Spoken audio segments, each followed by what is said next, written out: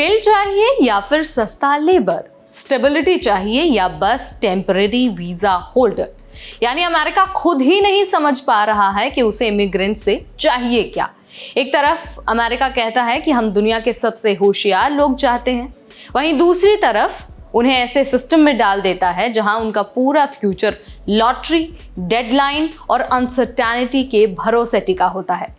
Indian professionals America का IT sector चलाते हैं, स्टार्टअप्स बनाते हैं, टैक्स भी भरते हैं, लेकिन फिर भी 20 से 30 साल तक लाइन में लगे रहते हैं, वो भी सिर्फ एक परमानेंट आइडेंटिटी के लिए। तो आज का ये जो वीडियो है ना, उसमें सिर्फ वीज़ा की बात नहीं होगी, बल्कि अमेरिका के इमिग्रेशन सिस्टम की पूरी हिपोक्रेसी के बारे में हम बात करने वाले हैं। बताएंगे कि कैसे अमेरिका हमेशा ही एक तरह से दोहरा चरित्र लेकर चलता है। वो एक तरफ जो फॉरेन प्रोफेशनल्स हैं उनको बुलाता है, वहीं दूसरी तरफ उन्हीं फॉरेन प्रोफेशनल्स को अधर में लटकाए रहता है। तो इस वीडियो में हम आपको फैक्ट्स देंगे, डेटा बताएंगे और पूरी पिक्चर आपके सामने क्लियर करेंगे। हाय एवरीबॉडी, मेरा नाम है नेहा उपाध्याय और आप देख रहे हैं NBT Tech Ed। दरअसल अमेरिका कहता है कि हमें दुनिया का सबसे बढ़िया टैलेंट चाहिए, और सच बात भी है। अमेरिका में हर साल फॉरेन प्रोफेशनल्स आते हैं, भारत से आते हैं, चीन से आते हैं और दुनिया के हर कोने से आते हैं। इंजीनियर्स, डॉक्टर्स, डेटा साइंटिस्ट और रिसर्चर्स, हर कोई अमेरिका आता है, वो भी हर साल लाखों की संख्या में। लेकिन जैसे ही ये स्किल्ड प्रोफेशनल्स, ये व्यक्ति जो टैलेंटेड लोग हैं, वो जैसे ही अमेरिका आते हैं, उन्हें टाल दिया जाता है H1B वीज़ा की एक लॉटरी में।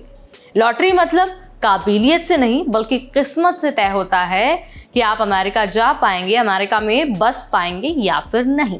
और अगर किसी तरह आप लॉटरी जीत भी जाते हैं, H1B वीज़ा अगर आपको मिल भी जाता है, तो हर 3 साल बाद उसको रिन्यू कराने का झंझट है।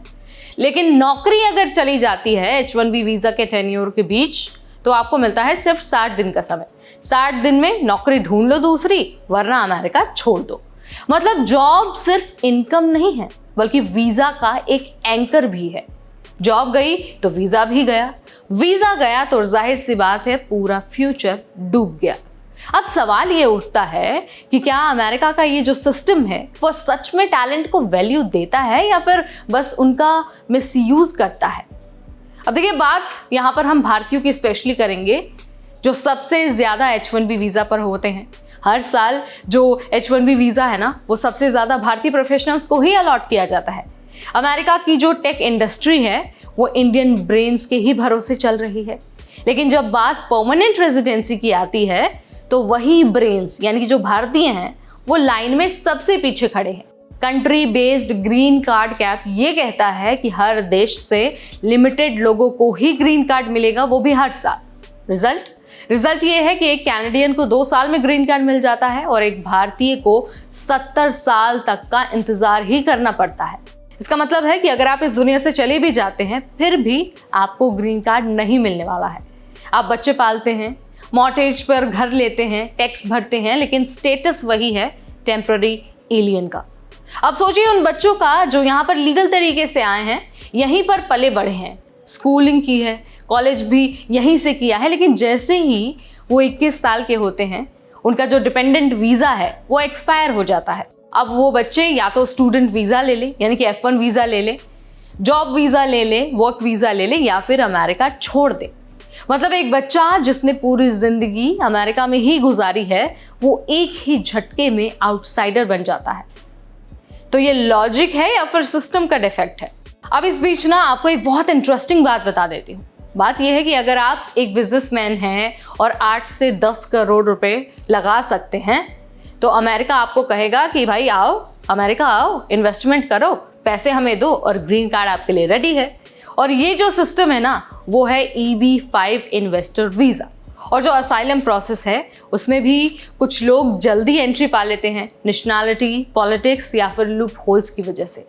लेकिन जो लेजिट तरीके से नौकरी करके टैक्स भर के सिस्टम को चला रहे हैं, जो अमेरिका की इकोनॉमी है उसकी बैकबोन है, उनके लिए ना तो शॉर्टकट है और ना ही सिंपैथी। टैलेंट के नाम पर फॉरेन प्रोफेशनल्स को अमेरिका बुलाना और फिर उन्हें रिप्लेस कर देना, क्या ये फेयर है?